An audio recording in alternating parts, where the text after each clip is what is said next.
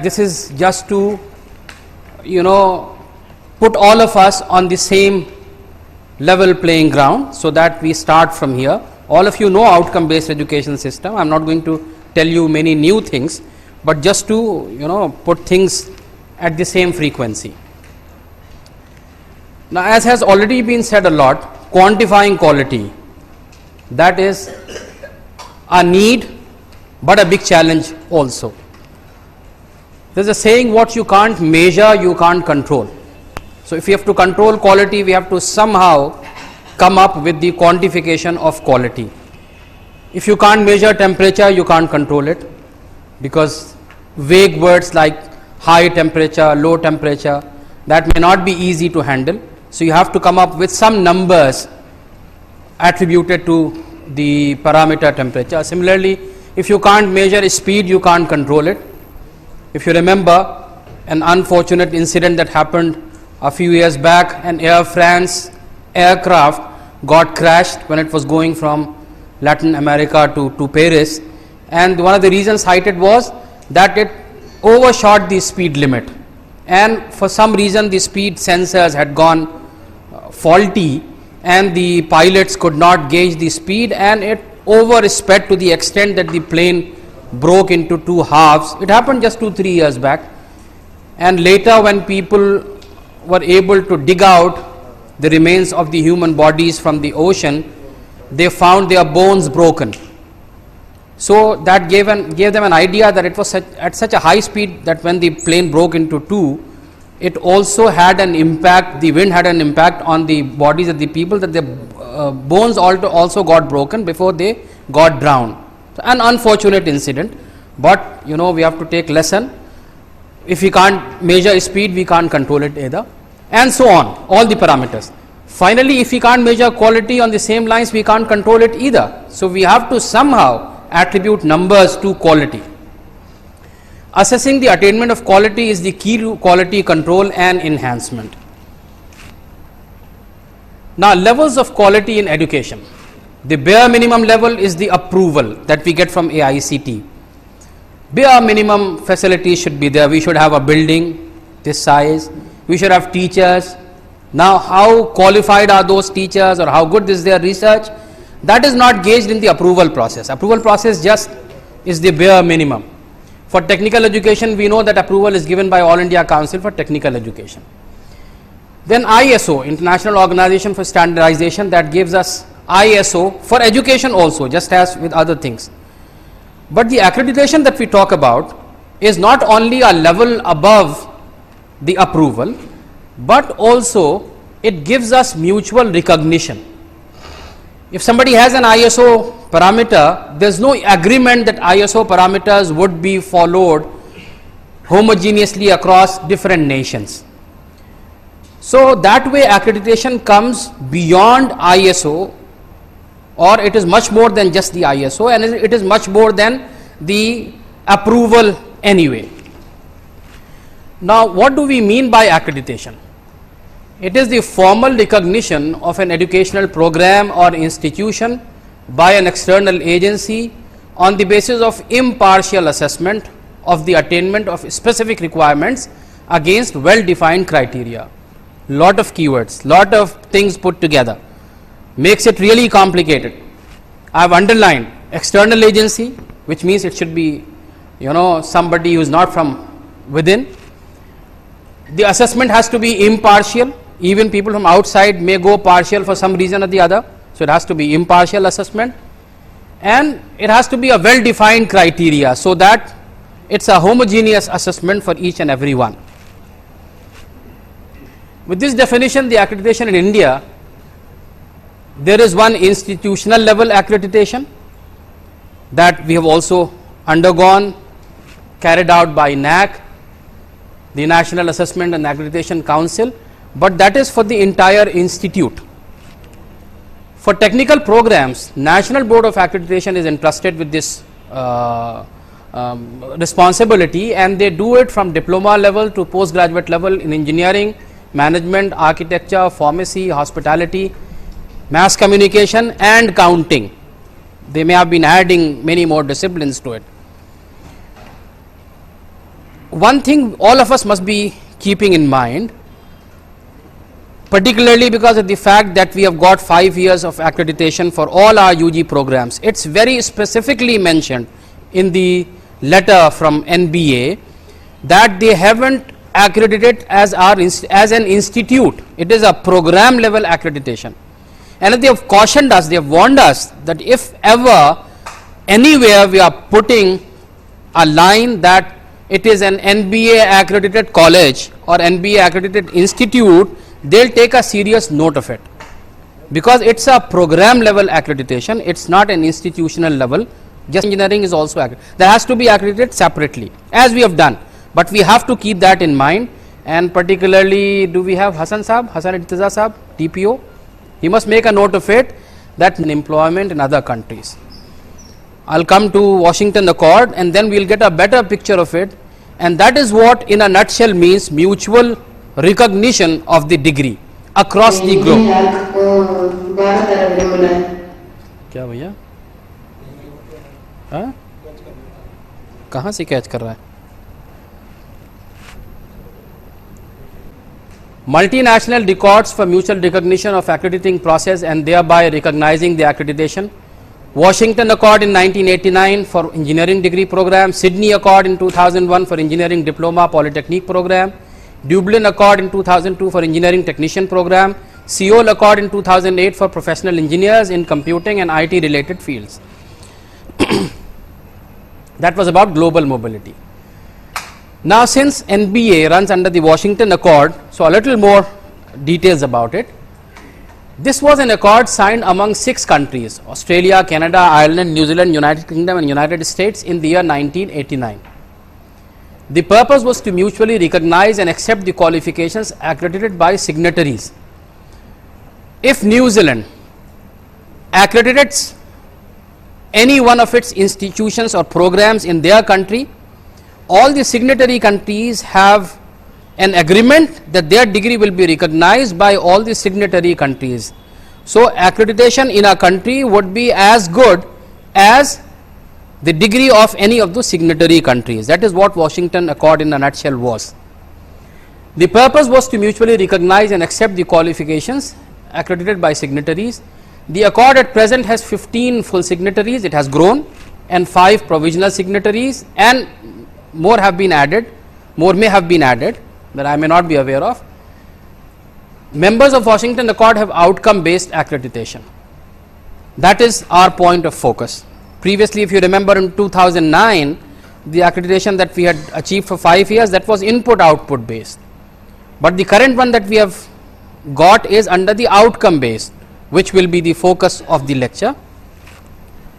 We are also one of the signatories, one of the provisional signatories in years. So, India also comes in the list. Previously, that I knew of was a provisional accreditation, but now we are accreditation models. One of them was minimal model, bare minimum, very close to approval thing. So, it doesn't encourage continuous improvement. What you have today, that is what they'll count and they'll accredit you. How do you plan to grow, or how had you been growing? That was not taken into account. So, they were looking at you at a certain point of time, not before, not after. That was the minimal model. Input output model. Let me give you an interesting example. There is a farmer. He may be putting in the best manures, he may be putting in the best seeds, he may have a very fertile piece of land, but the yield, the crop is not up to the mark. So, what ultimately matters in the end? Obviously, the crop, that has to be good. Despite putting good manures, despite having good seeds, despite having the most fertile piece of land, if you are not able to get a good crop, there is something wrong in the system. So, input output model that basically takes into account primarily what all parameters, what all facilities we are providing. But is the crop up to the mark? Is the yield up to the mark? That is where we made us drift or shift from the input output model to the outcome based education system. What are the qualities that the graduates should have, and how are we able to get those qualities, and how are we able to improve those qualities. Starting with a clear picture of what is important for students to be able to do. That is the first point in outcome based education. Set the goals, set the parameters, set the outcomes, objectives that we have to define before we actually embark upon achieving them. Then organizing the curriculum, delivery and assessment to make sure learning happens. We are able to reach to that goal. That is when the goals are in front of us. So design the curriculum accordingly. Set the yield or the crop, and then accordingly decide what seeds, what fertilizers, what kind of land, what kind of habitat is to be provided. Set things in that perspective. So outcome based education embarks on that. Starting with outcome based education, you have to have outcome based curriculum, you have to have outcome based learning and teaching, you have to have outcome based assessment in the end. So what the students should be able to do, how to make the students achieve the outcome, how to measure what the students has achieved. So that is how the progress has to go by. Now outcome based education in a nutshell. We start with the vision at the top, a long term plan. In order to achieve that vision, we have to have smaller goals, which are the mission statements. Then there are program educational objectives.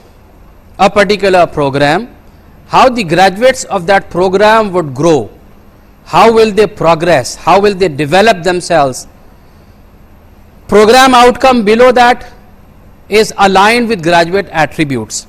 Graduate attributes are the qualities that the graduate of any discipline should have at the time of graduation.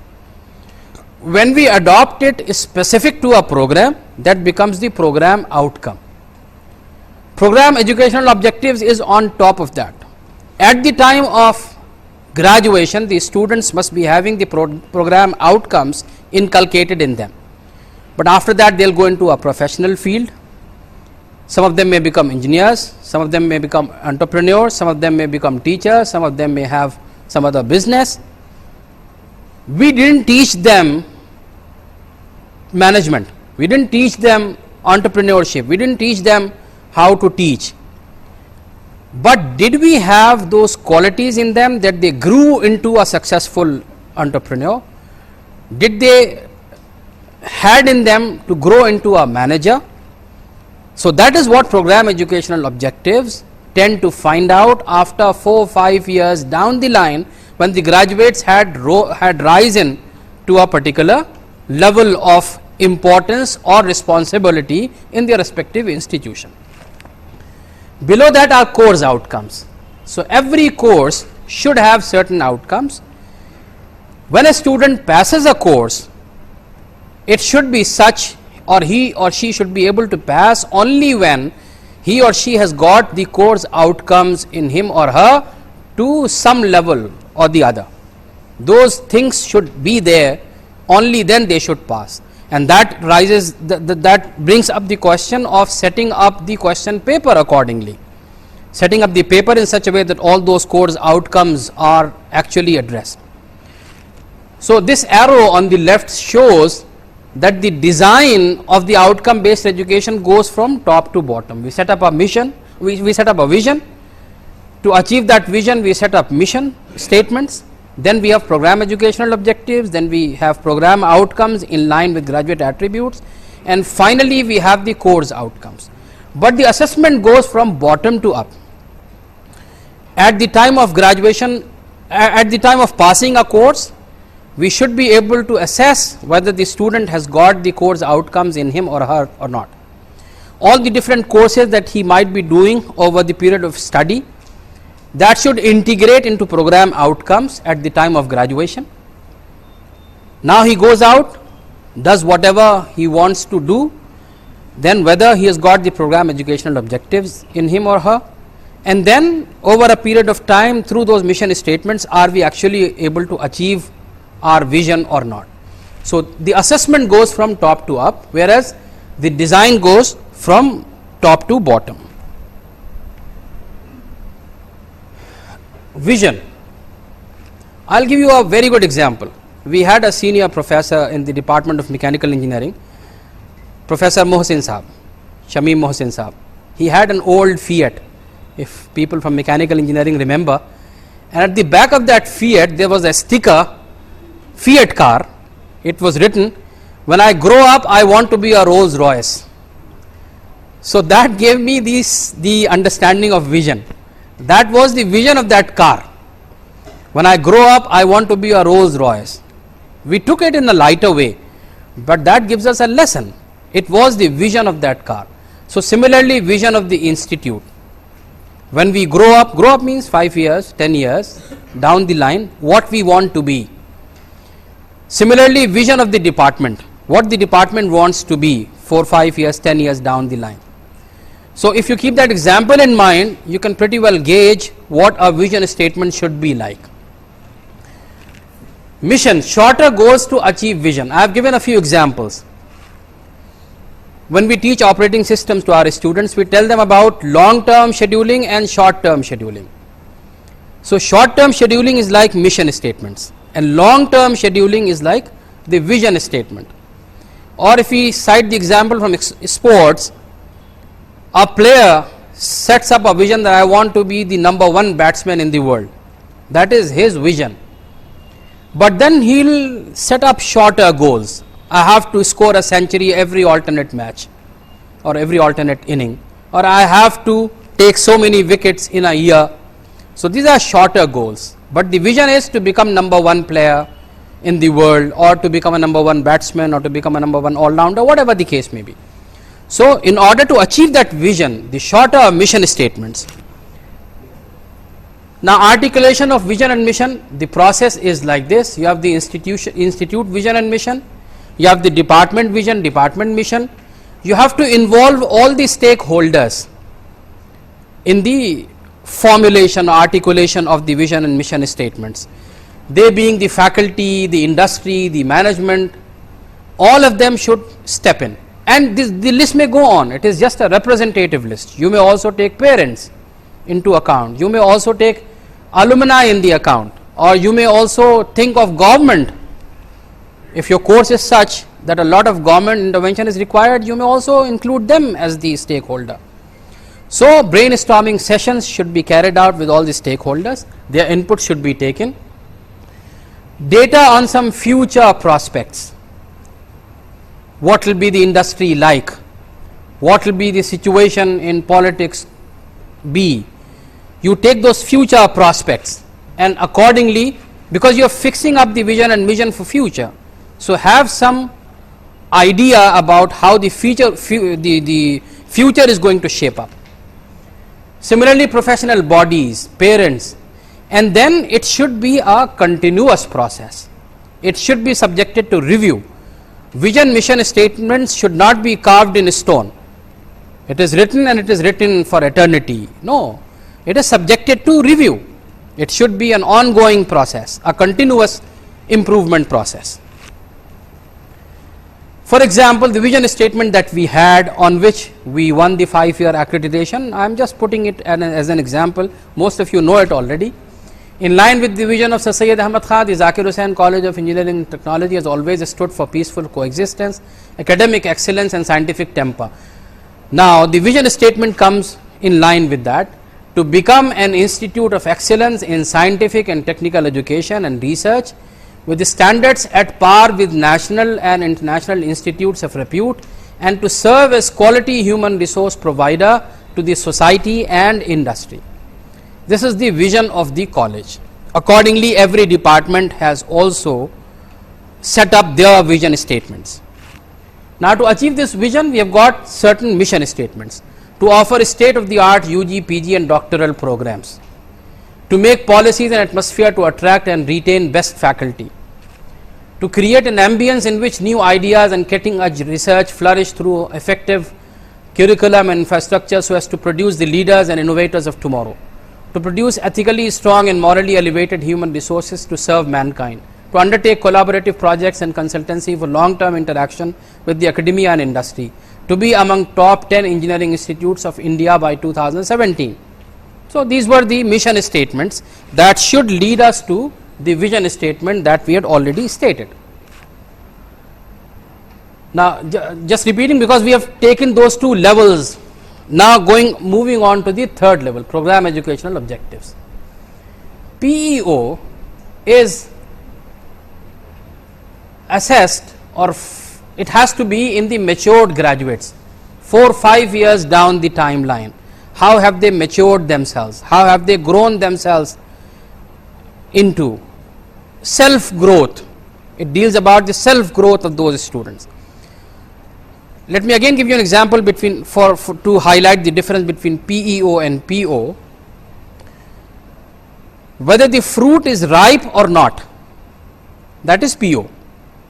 फल पक गया is PO. लेकिन कैसा पका, उसका test कैसा है? आम पक गया, दिख रहा है, पीला हो गया, सॉफ्ट हो गया, ठीक है, PO हो गया. लेकिन आप जब उसे खाएं या कोई उसे खाए तो उसका टेस्ट कैसा है, उसकी खुशबू कैसी है, वो अपील कैसा कर रहा है, अट्रैक्ट लोगों को कैसा कर रहा है, that is PEO, right. These POs have to be aligned with graduate attributes, and the example I had just now given. Now, defining of the PEOs is an entire process again.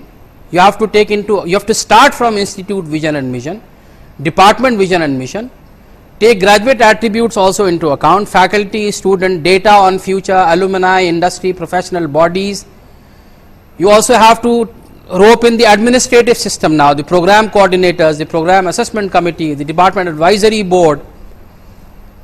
You collect their views, summarize the views and accept it in some form which should be an integration of all the views, all the worthwhile views. There could be a few things that we may have to chop off, but that shouldn't deter us from taking the inputs from all the stakeholders. Their views should definitely be put on table before reaching to a conclusion. And after acceptance, it become a PEO for once. But then this again should be subjected to review on a periodic basis. Every 2 years, every 3 years, every 5 years, whatever you decide. This flexibility to that extent. Now, these are summary of the graduate attributes. Engineering knowledge, these graduate attributes are from NBA or even from Washington Accord, that we have to keep in mind while designing our own POs, program outcomes. Engineering knowledge, problem analysis, design and development of solutions, investigation of complex problem, modern tool usage, we should be using the tools available, engineer and society, environment and sustainability, ethics, individual and teamwork, communication, lifelong learning, and project management and finance. So, 12 graduate attributes are there. If you want to see the details are right here. Engineering knowledge, apply knowledge of mathematics, science, engineering fundamentals, and an engineering specialization to the solution of complex engineering problems. When you talk about problem analysis, identify, formulate, research literature and analyze complex engineering problems, reaching substantiated conclusions using first principles of mathematics, natural sciences and engineering sciences. That is what is the elaboration of problem analysis. Similarly, design and development of solutions, conduct investigation of complex problems using research based knowledge and research methods. Modern tool usage, create, select and apply appropriate techniques. How to choose an appropriate technique, that in itself is a quality that every graduate should have. I may have to hurry up a little bit. The engineer and society, because we are not engineers aloof, we are answerable to society as well. So, the societal requirements that must be there as a graduate attribute. Environment and sustainability, doing something as a computer engineer, making best computers, but then dumping all the old computers for the environment to go awry. That is not a solution. That is why people have come up with areas like green computing. They are talking about green computing. an area of research. So, we are answerable to environment also. Engineer doesn't finishes his or her job after just making up a new product, coming up with a new product. We are answerable for its proper disposal as well. Ethics, apply ethical principles and commit to professional ethics. Individual and teamwork, teamwork is also very important. Individually and in a team, we should be at par with everyone, we should be the best. Communication, if we have got lot of thinking, lot of wisdom, but we are not able to communicate it effectively, it is like writing a big computer program with no print statement. It did so well, but there was no print statement, so nothing useful actually came out. And it should be a lifelong learning. The graduates that we are attributing, the qualities that we are attributing to our graduates should have the lifelong learning in them, the quest for lifelong learning. Otherwise, they will not lead us to PEOs if they do not have the lifelong learning. Project management and finance. On this lifelong learning, I remember an interesting anecdote. When I graduated and I went to IIT Kanpur, I was thinking that I know everything because I have done BTech. So, all the courses have been taught. What are they going to teach us in MTech now? But I was surprised and even shocked to notice that for one full semester, they taught us PN junction. And that gave me an idea. PN junction, which is something we finish up in a lecture or two over here. For one full semester, solid state devices 1, they taught us just the PN junction. And then I realized what a depth every subject could have. And you might have heard before that when they study and they know that and they realize that they know everything, they give you the bachelor's degree. If you study further and as soon as you realize that you know nothing, they give you the master's degree. If you work further and as soon as you realize that neither you know anything nor does anyone else, they give you the PhD. So, it has to be a lifelong learning. Project management and finance, because we will have to deal with projects, so we cannot run away saying that I am a civil engineer, I am a mechanical engineer, I am a computer engineer, I do not have to do anything with the project management, that is the managerial job. No, we have to learn because we will be an important part of the project. And finance also we have to keep in, otherwise there is no difference between an engineer and a scientist. If you are not concerned with finance, if you tell a scientist I want superconductivity, he will say I will do it, give me a few $1 billion. An engineer would say that okay, superconductivity, I may give you 1 ohm resistance, but I will take just $1 million or $1,000. So, finance is an important aspect of an engineer. Out of these graduate attributes, the program outcomes have to be aligned. They are narrower statements that describe what students are expected to know and be able to do by the time of graduation. These are some of the guidelines for setting up the POs. Program outcomes basically describe knowledge, skills and behavior of students as they progress through the program. Over the program, first year, second year, third year, final year or semesters, they should have been accumulating those attributes in them. In the very first year, they might have got the very first program outcome or the graduate attribute, the basic science and knowledge. In the very first year, we give them that. By final year, they might have got the project management and finance also. So, it should keep, a PO should not be too broad that it is not achievable at all. They must align with the graduate attributes, that are very important part. They must reflect all the graduate attributes.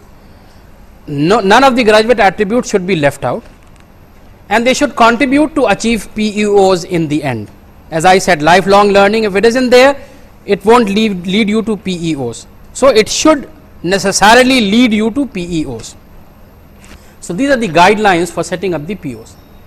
Again, the process of defining POs is very much similar to PEOs. We have to take the PEO also now into account to set up the PO, and all the stakeholders collect views, summarize, accept and define PEOs, again subjected to review on a periodic basis. In the new format of NBA, there is something that has come up, is PSO, program specific outcomes. What they have done is that they said that PO should be same as graduate attribute, but then why don't you set up a few specific program specific outcomes that could be lesser in number than 12 and it should reflect the program or should be specific to your program that much more. POs were 1-to-1 alignment with GA. Program specific outcomes are lesser in number and specific to a program, and I should have added that it may also be a many to one. It could be many to one. All GAs have to be covered, but we can club a few GAs to define a particular program specific outcome. So that's a new term that has come up. Course outcomes, again, there's a whole lot of detail. It should be student focused, not professor focused. We shouldn't be putting the outcomes that suit us as a teacher. It should rather suit the students and challenge the teacher. That should be the spirit. It should not be coverage oriented. Alignment between course programs and institutional levels. So every CO, or when all the COs are put together, they should integrate into the PO. None of the POs should be left out. The student has passed, has done all the courses, but unfortunately if it happens that one of the POs are not addressed by any of the COs, then we haven't done the justice. So details are there, I can share with you later. It seems appropriate that I talk about the Bloom's taxonomy given by Benjamin Bloom. He looked on learning as a process. We build upon our formal learning to develop more complex levels of understanding. I'll come to the taxonomy. That will give you an idea that learning alone is not enough. It should be the understanding and application and all those. This is the historical perspective. He carried out research in the development of classification of levels of thinking behaviors in the process of learning.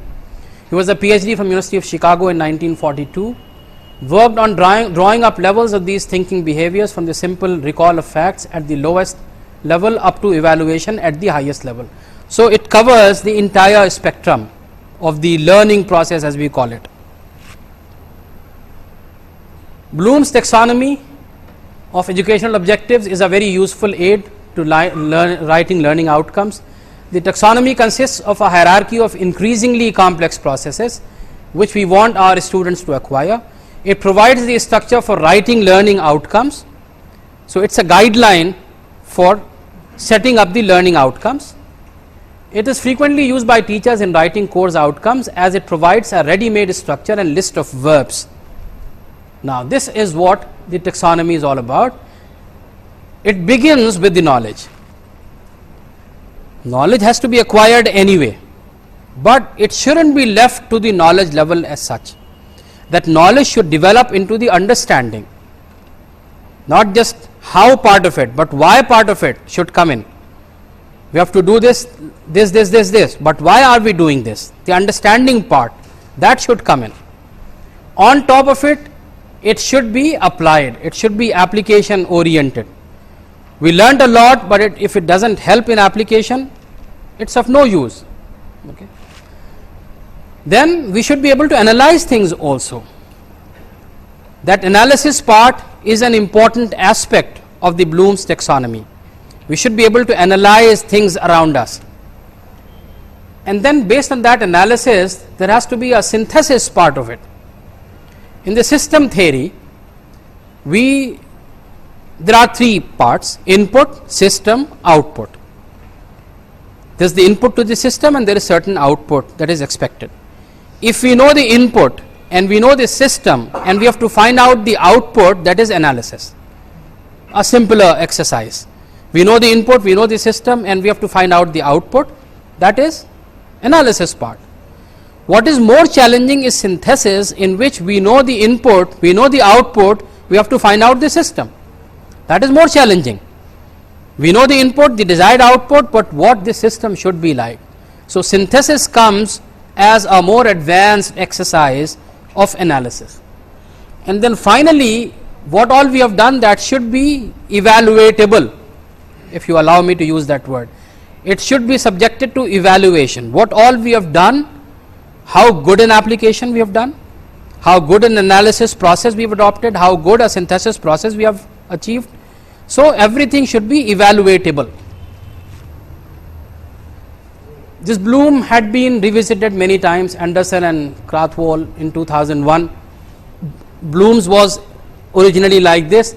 In 2001, knowledge to remember, comprehension to understand, application to apply, analysis to analyze, and then they brought, they put up analysis, synthesis and evaluation together to have analysis and evaluate, and then they came up with create, to innovate, to come up with new ideas, then only that evaluation, so as to close the loop. Evaluate किया, evaluation के results की basis पर we should be able to create a few ideas. So that should be a continuous process, continuous closed loop system.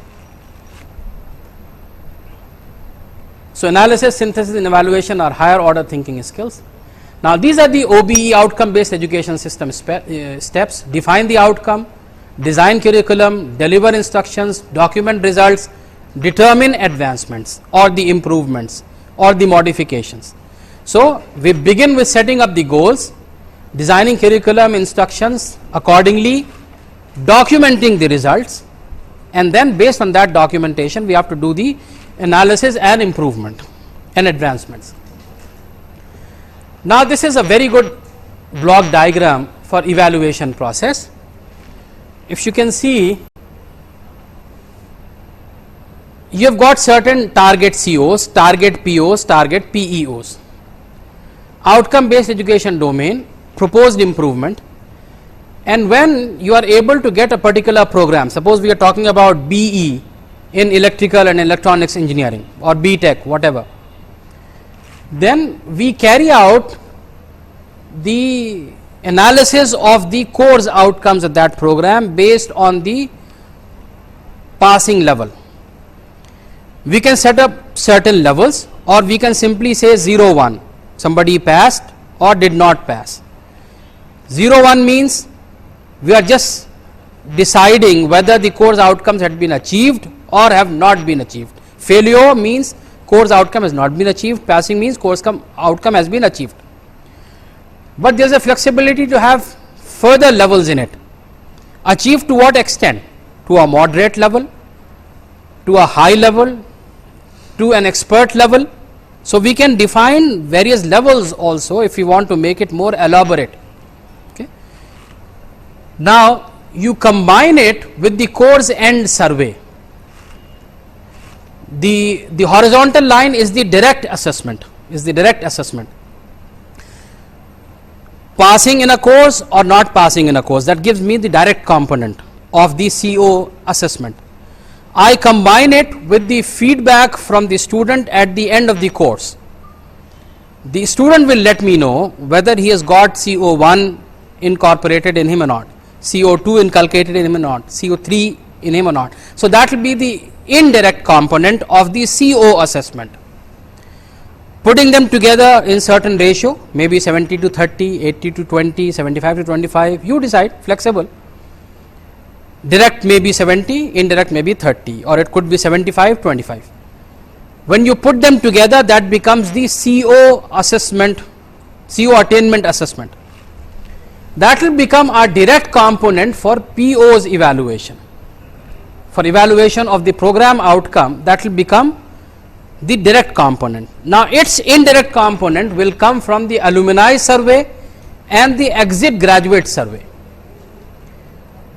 At the time of the final semester, we will put the students to an extra feedback. That will be a kind of feedback for the entire program that they undertook, and we will find out what all POs they have achieved, what they have not achieved, the achieved ones, what level it has been achieved with. So that will become the indirect component along with the alumni who are now responsible positions. They will tell us that what the POs inculcated in them, or was the curriculum, was the teaching, was the course delivery process up to the mark to have those levels in them. So that survey, alumni survey and exit survey, again putting them together in 70-30 or 75-25 ratio, that becomes the evaluation of assessment of PO. Now this forms a basis of direct component for PEO evaluation. Although let me tell you, that in the new format of NBA, they are not doing PEO evaluation anymore. They are rather doing PO and PSO assessment, but the idea remains the same, the flow remains the same. So, the direct component of PO evaluation would be the entire assessment of PO. To add to it, we will have the alumni survey and the employer survey. Now, the student survey is not there because it is something which is down the timeline 4-5 years. So, we are not considering the students. The students as of date cannot tell me whether they have acquired PEO. They will be alumni by the time we will be taking their survey. So, old alumni more than 4-5 years senior will take their survey. We will also take into account the employer survey, and this is just a representative list once again. We may also have the parent survey as the indirect component for the PO, or we can also have the parent survey for the indirect component of CO assessment. Similarly, we may have employer survey. Employer survey would come at PEO. Other things we can think of and we can add to it. This is just a representative list or a typical list of what a direct component and an indirect component should be like. And after that, the loop has to be closed. That is very important. Everywhere the loop is taken down. What was the target PO? What does the attained PO says? What is the difference? Apply the correction. What was the target PO and what is the achieved PO? What is the difference? The error. That error should be taken into account to improve the system. Target COs, CO evaluation, what is the error? That should add up for the proposed improvement. So, it should be a continuous cycle, a closed loop, continuous cycle, a kind of error feedback. Now, these are some of the assessment evaluation methods and tools that have already more lists have been added up, other things have been added up. What should be the periodicity of that, and who should assess that, and who should review the assessment results. So, direct is course performance, number of students passed once every semester, and result processing unit of the institute will do it. Indirect component, the placement record, number of students placed once every year, training and placement office of the institute. Indirect component, higher studies record, number of students who opted for higher studies, it should be done once every year and the department would do it. Indirect could also be alumni survey, level of achievement once every year and the department would do it. So, these are PO's attainment assessment. For direct assessment, each course 2 groups are created for attainment of course outcomes, that is pass for grade A, B, C, D in our case and fail for EFI. As I said, for pass category 100% CO achievement is assumed. It may not be true. You may set up levels. अगर A grade से पास हुए हैं तो the level would be different. B grade से पास हुए लड़के their levels would be different. लेकिन अगर हम ये मानकर चलें to simplify things that okay, somebody who is passed, he has got the CO attainment. So, fail category is 0% CO achievement is being considered. Since all the COs are mapped with POs, therefore, calculated CO achievements are used to evaluate the degree of attainment of POs. An arithmetic average value is used for this calculation, and this would come only from the mapping list कि कौन सा CO किस course का CO1, CO2, CO3, CO4 is mapping with what all POs. So, only the attainment of the PO of that certain PO would be taken into account. Indirect assessment tools could be course outcome feedback, exit student feedback, alumni feedback, industrial feedback from 2 ends, vocational summer training and internship and also those who are the ultimate employers giving jobs in the industry. We may also have internationally or nationally normed examinations. What has been our performance in GATE, NET, CAT, GRE, IELTS, TOEFL. Don't think IELTS, TOEFL we cannot take into account because communication is an important aspect, is an important graduate attribute. So, we cannot leave that either. If somebody has got good TOEFL score, that will boost up our attainment level. Now, result of assessment is used for 3 things. Evaluation for improvement, that should lead to 3 different directions.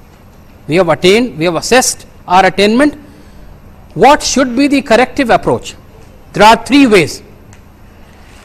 One is by improving the curriculum, the shortfall that we saw not too long ago, that corrective measure, जितना error आ रहा है उसको propose improvement कैसे हो, उसके लिए हमारे पास 3 approaches हैं. एक तो हम our curriculum may be falling short, so we have to revise our curriculum. Another approach could be improvement of course delivery and assessment process itself.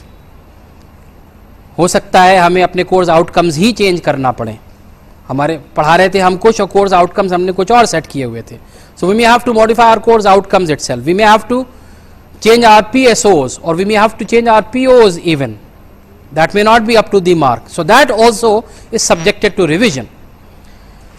Finally, we may even have to revise and redefine the POs. हमारे PO ही सही नहीं थे. तो 3 directions हो सकती हैं correction की. Curriculum को चेंज कीजिए, कोर्स डिलीवरी मेथड को चेंज कीजिए, या अपने असेसमेंट प्रोसेस को चेंज कीजिए, या उस PO और CO को ही चेंज कीजिए ताकि आप better results as far as assessment of the outcome based education process is concerned, we are able to exhibit better result. So 3 different approaches could be done for improvement. So this is the OBE framework. We have outcomes on one side, the assessment evaluation on one side. Improvements are suggested by the assessment evaluation. There has to be certain evaluation at the institutional level, program level and course level. The course planning and delivery talks about syllabus, teaching methods, learning activities, assessment tools. Are we having quiz? Are we having tutorials? Are we having brainstorming sessions? Are we having outside lectures, learning beyond syllabus, remedial methods? All that comes into account. So industry and professional organizations input and feedback would also have to be taken out. So this will be the outcome based education framework. These used to be the 9 criteria, but now they have changed in the new format. But since we are well conversant with the old criteria under which we had gone accreditation. So vision, mission and program educational objectives were assessed by the accreditation agency in the first criteria, then program outcomes, then program curriculum, which also includes the course dependency